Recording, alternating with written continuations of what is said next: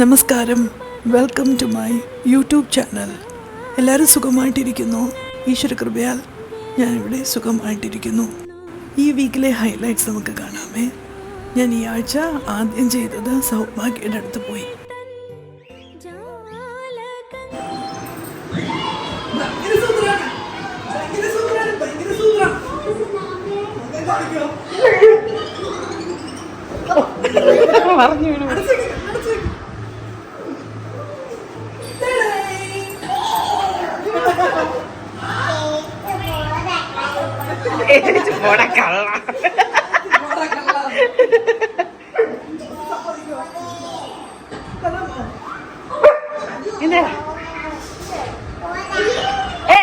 റാഡോ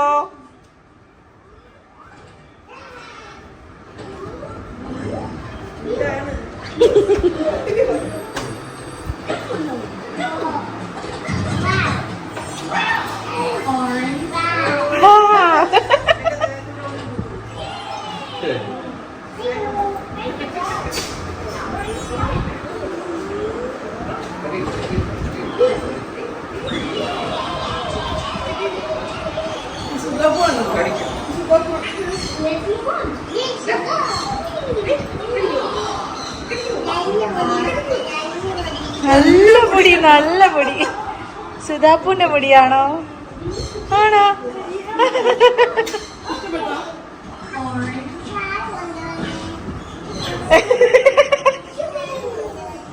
ആരോ എന്തോ ആയിക്കോട്ടെ. അതെ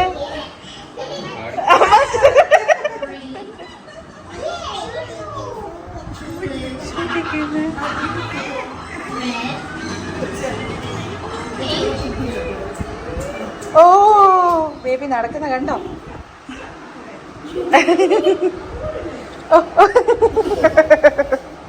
കൊച്ചേരിയാണോ?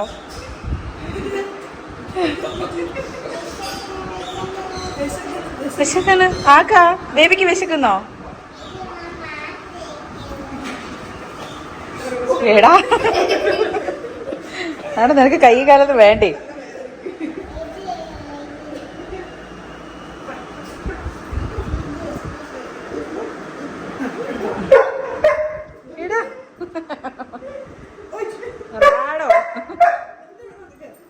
സ്നേഹം വേണം അവൻ, അതാണ്.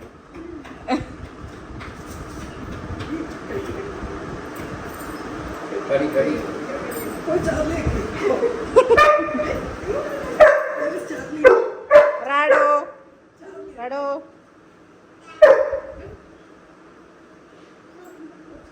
റാഡോ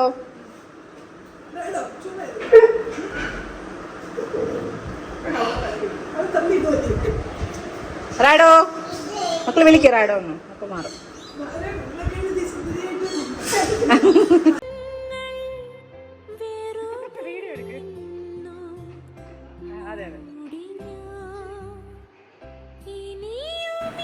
അങ്ങനെ എൻ്റെ ചക്കര സുധാപ്പൂൻ്റെ കൂടെ കുറേ സമയം സ്പെൻഡ് ചെയ്തു, കളിച്ചു. എന്നിട്ടാണ് ഞാൻ തിരിച്ചു വന്നത്. ഇത് നെക്സ്റ്റ് ഡേ ആറ്റുകാൽ പൊങ്കാലയൊക്കെ അല്ലേ, അപ്പോൾ അതുമായി ബന്ധപ്പെട്ട് ഒരു ചടങ്ങിന് വിളക്ക് കൊളുത്താനായിട്ട് വിളിച്ചിട്ടുണ്ട്. അതിന് പോകാനായിട്ട് ഞാൻ തയ്യാറായിട്ട് നിൽക്കുക.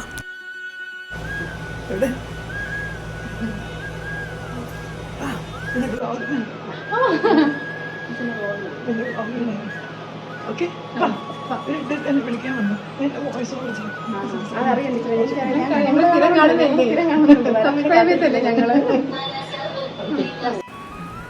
ആറ്റുകാൽ പൊങ്കാല അതൊരു പ്രത്യേക ഫീലിംഗ് ആണ്.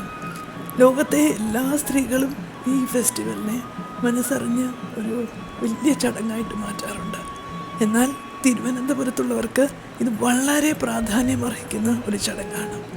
അപ്പോൾ സ്ത്രീകൾ മാത്രമല്ല, തിരുവനന്തപുരത്തുള്ള എല്ലാവരും ഈ പൊങ്കാല ഉത്സവത്തിന് വളരെയധികം അവരവരുടേതായ ഓരോ കോൺട്രിബ്യൂഷൻസ് ചെയ്യാറുണ്ട്.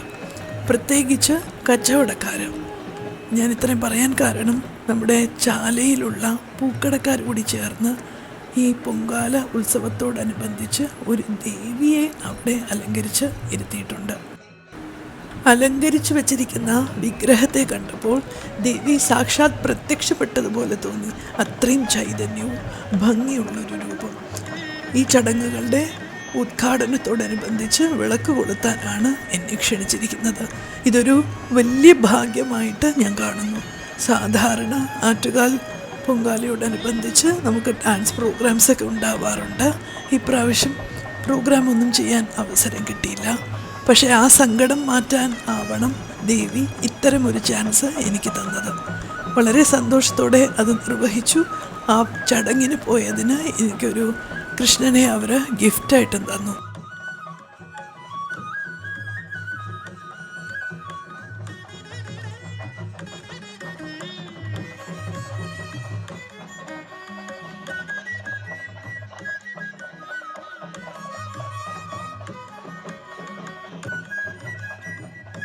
സിനിമ സീരിയൽ താരം താരാ കല്യാൺ അവർക്ക് ഫ്ലവേഴ്സ് അസോസിയേഷന്റെ 1000 നന്ദിയും കടപ്പാടും രേഖപ്പെടുത്തുന്നു. അടുത്ത ദിവസം ഞാൻ എൻ്റെ ഡെൻറ്റിസ്റ്റിനെ കാണാൻ പോയി. ഡെൻറ്റിസ്റ്റ് എന്ന് പറയുന്നത് എൻ്റെ കൂടെ പഠിച്ച പ്രിയ എന്ന കൂട്ടുകാരിയുടെ ഹസ്ബൻഡാണ്. PGക്ക് ഞങ്ങൾ ഒരുമിച്ചായിരുന്നു, പ്രിയയും ഞാനും. MA philosophy. പ്രിയയുടെ ഹസ്ബൻഡാണ് എൻ്റെ ഡെൻറ്റിസ്റ്റ്. അങ്ങനെ അദ്ദേഹത്തെ കാണാൻ പോയി. ഒരു ചെറിയ ചെക്കപ്പ് ഒക്കെ ഉണ്ടായിരുന്നു. അങ്ങനെ ഒരു പീരിയോഡിക്കൽ ചെക്കപ്പ് പതിവാണ്.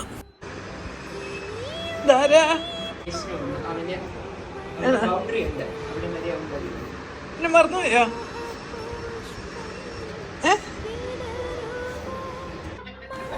ഇതാണ് ഡോക്ടർ രാജഗോപാൽ. ഇദ്ദേഹമാണ് ഞാൻ നേരത്തെ പറഞ്ഞ എൻ്റെ ഡെൻറ്റിസ്റ്റ്.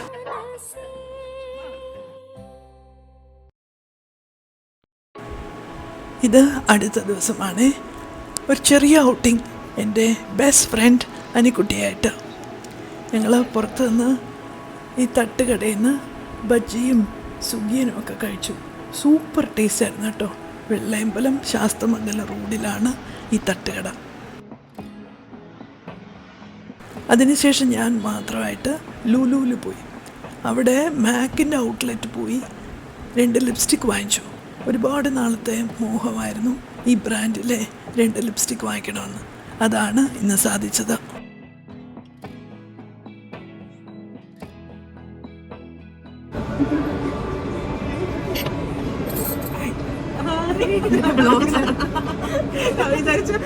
മോളെ കോൾ ചെയ്തിട്ടുണ്ടായിരിക്കും. മാമിന്റെ സാധാരണ ബ്ലോഗ്സ് കാണാറുണ്ട്. എൻ്റെ ബ്ലോഗ് കാണുന്ന ഫാൻസാണ്. അതെ അതെ, അതുകൊണ്ടൊരു എന്താ പറയുക, ഒരു ബാക്കിൻ്റെ 2 പ്രോഡക്റ്റ്. Okay, thank you. ഇത് നെക്സ്റ്റ് ഡേ. തലേദിവസമൊക്കെ കുറേ കറങ്ങി അങ്ങനെയൊക്കെ നടന്നുകൊണ്ട് ഇന്ന് കുറച്ച് ജോലി ചെയ്യാമെന്ന് വിചാരിച്ചു. നമ്മൾ മെഷീനിൽ കഴുകുന്ന തുണികൾ സാധാരണ റഫ് യൂസ് ചെയ്യുന്നതല്ലേ. ബെഡ്ഷീറ്റ്സും വീട്ടിലിടുന്ന ഡ്രസ്സസും അങ്ങനെയൊക്കെയല്ലേ ഇടാറുള്ളൂ. എന്നാൽ പുറത്ത് പോകുന്ന ഡ്രസ്സസൊക്കെ ഞാൻ ഹാൻഡ് വാഷാണ് ചെയ്യുന്നത്. അപ്പോൾ അതൊന്ന് കഴുകിയേക്കാമെന്ന് വിചാരിച്ചു. കുറച്ച് കഴുകിയിട്ടില്ലെങ്കിൽ ഒരുപാട് കൂട്ടി വയ്ക്കുമ്പോൾ പിന്നെ അതൊരു ബുദ്ധിമുട്ടായിട്ട് മാറും. നേരത്തെയൊക്കെ ആയിരുന്നെങ്കിൽ എൻ്റെ ടെറസിലാണ് വാഷ് ചെയ്തിട്ടിരുന്നത്. ഇപ്പോൾ അവിടെ ഡാൻസ് ക്ലാസ് ആക്കിയതുകൊണ്ട് എൻ്റെ വീടിൻ്റെ സൈഡിൽ ഒരു ഇച്ചിരി സ്ഥലമേ ഉള്ളൂ. അവിടെ ഒരു ചെറിയ സെറ്റപ്പ് ഞാൻ ചെയ്തു വെച്ചിട്ടുണ്ട്. അവിടെ കഴുകി ആ തുണികളൊക്കെ അവിടെ തന്നെ അങ്ങ് വിരിക്കാമെന്ന് വിചാരിച്ചു. അതാണ് ഞാൻ ചെയ്യുന്നത്. ആദ്യം ഞാൻ ഈ ഡ്രസ്സസൊക്കെ ലിക്വിഡ് ഷാമ്പൂവിൽ കുതിർക്കാൻ വെച്ചു. അതിനുശേഷം അതെല്ലാം ഞാൻ കഴുകിയിടുകയാണ്. യൂഷ്വലി ഞാൻ രാവിലെ അമ്പലത്തിൽ പോകുമ്പോൾ ഇടുന്ന ബ്ലൗസസ്, അതുപോലെ പുറത്ത് പോകുമ്പോൾ യൂസ് ചെയ്യുന്ന കുർത്ത, ലെഗിൻസ്, ഇതൊക്കെയാണ് ഞാൻ ഹാൻഡ് വാഷ് ചെയ്യുന്നത്.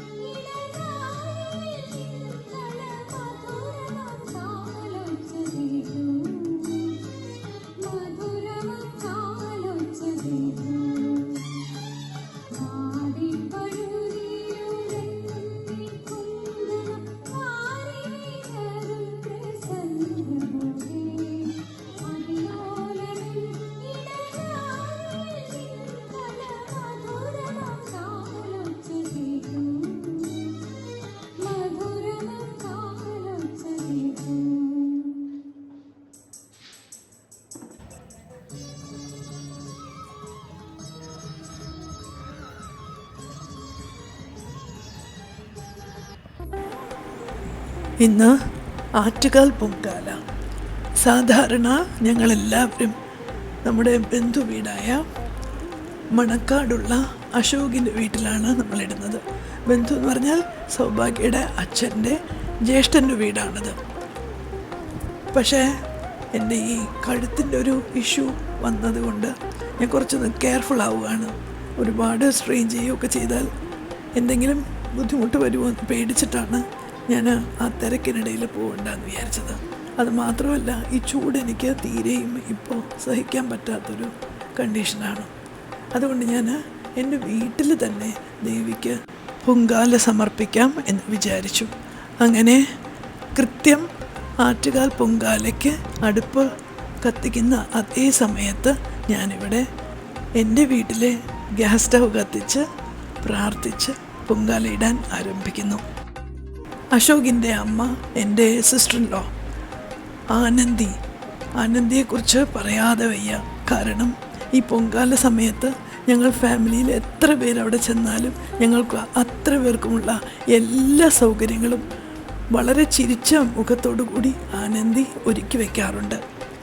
കലം, അരി, തേങ്ങ, ശർക്കര, നെയ്യ്, അടുപ്പ്, ചൂട്ട് എന്ന് വേണ്ട സകല സൗകര്യങ്ങളും അവിടെ ചെയ്തിട്ട് മുറിയും ഞങ്ങൾക്ക് ഒഴിച്ചു തന്ന് ഞങ്ങൾക്ക് വയറ് നിറച്ച് ഭക്ഷണവും തന്ന് വളരെ സന്തോഷത്തോടെ സ്നേഹത്തോടെ ഞങ്ങളെ യാത്രയാക്കാറുണ്ട്. ആ നല്ല മനസ്സിനെ ഞാനിപ്പോൾ ഓർക്കുകയാണ്. ആക്ച്വലി ഇപ്പോൾ ഓർക്കുക എന്നല്ല, ഈ പൊങ്കാല ഇടുന്ന എല്ലാ സമയത്തും ആനന്ദിയുമായി ബന്ധപ്പെട്ടിട്ടുള്ള എല്ലാവരും ആ ചിരിച്ച മുഖം ഓർക്കും, നന്ദിയോടെ സ്മരിക്കുകയും ചെയ്യും.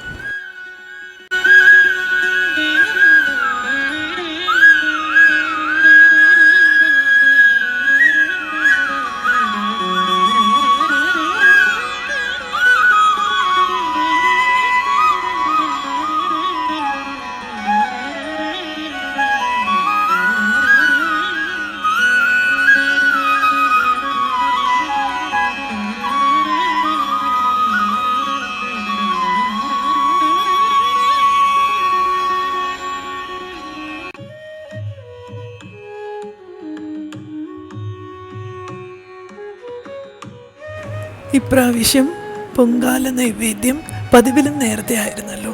ഞാനും അതേ കൃത്യസമയത്ത് തന്നെ ഭഗവാനെ പ്രാർത്ഥിച്ച് നിവേദ്യം നടത്തി.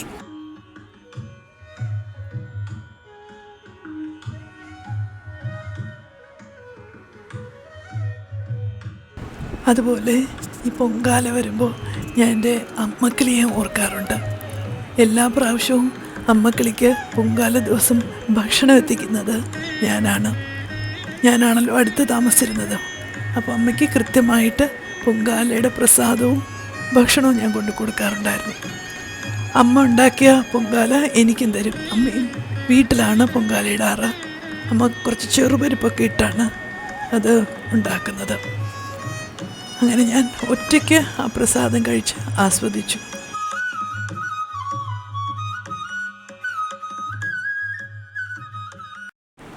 ഇത് നെക്സ്റ്റ് ഡേ. രാവിലെ മുതൽ മേഘം ഇങ്ങനെ കറുത്ത് മൂടി നിൽപ്പുണ്ട്. മഴ പെയ്യുമോ എന്നിങ്ങനെ ശങ്കിച്ചിരിക്കുകയായിരുന്നു. ഞാനാണെങ്കിൽ ഓയിൽ ബാത്ത് എടുത്തു. അപ്പോൾ ഓയിൽ ബാത്തിന് കയറിയപ്പോൾ ഞാൻ പ്രാർത്ഥിച്ചു, ഈശ്വര, ഞാൻ കുളി കഴിഞ്ഞ് വരുന്നത് വരെ മഴ പെയ്യല്ലേ. കാരണം എനിക്ക് മഴ കാണണം.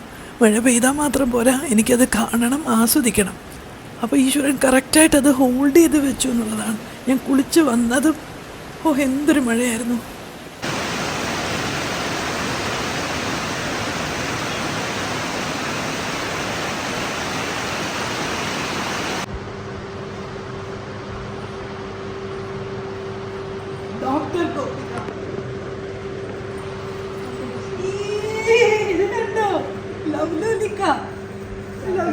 അയ്യോ സോറി, ചാമ്പയ്ക്ക.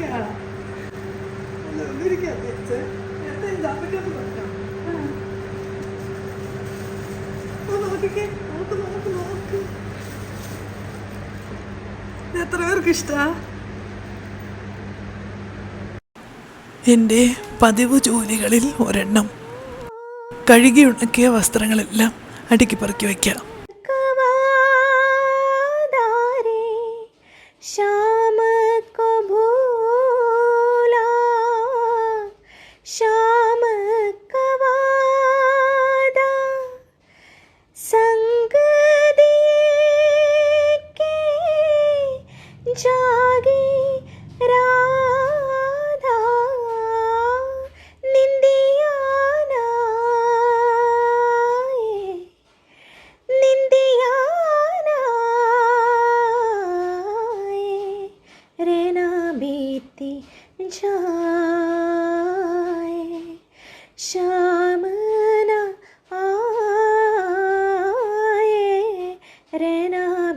बीती जाए,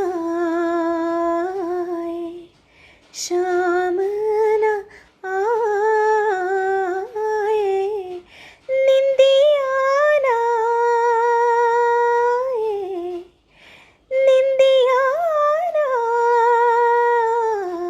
आए, रहना बीती जाए, शाम न आए, रहना बीती जाए. ഓർമ്മകൾ തൻ ജാലകങ്ങൾ വെറുതെ ഇന്നു മൂടിഞ്ഞാൻ. അപ്പോൾ ഇതായിരുന്നു ഇന്നത്തെ വീഡിയോ. ആക്ച്വലി ഞങ്ങൾ ഒരു പുതിയ പ്രോജക്റ്റ് പ്ലാൻ ചെയ്തുകൊണ്ടിരിക്കുകയാണ്. ഞാനും സൗഭാഗ്യയും കൂടി ചേർന്നാണത് ചെയ്യുന്നത്. അതിൻ്റെ ഒരു പണിപ്പുരയിലായതുകൊണ്ടാണ് ഈ വീഡിയോ കുറച്ച് താമസിച്ചത്. അപ്പോൾ പുതിയ വിശേഷങ്ങളുമായിട്ട് ഞാൻ ഉടനെ വരുന്നുണ്ട്. ഈ വീഡിയോ നിങ്ങൾക്ക് ഇഷ്ടമായി ഞാൻ വിശ്വസിക്കുന്നു. എൻ്റെ പുതിയ വീഡിയോസൊക്കെ കാണാൻ സ്റ്റേ ട്യൂൺഡ്. ഉറപ്പായിട്ട് കാണണം കേട്ടോ. Lots and lots of love. God bless you all.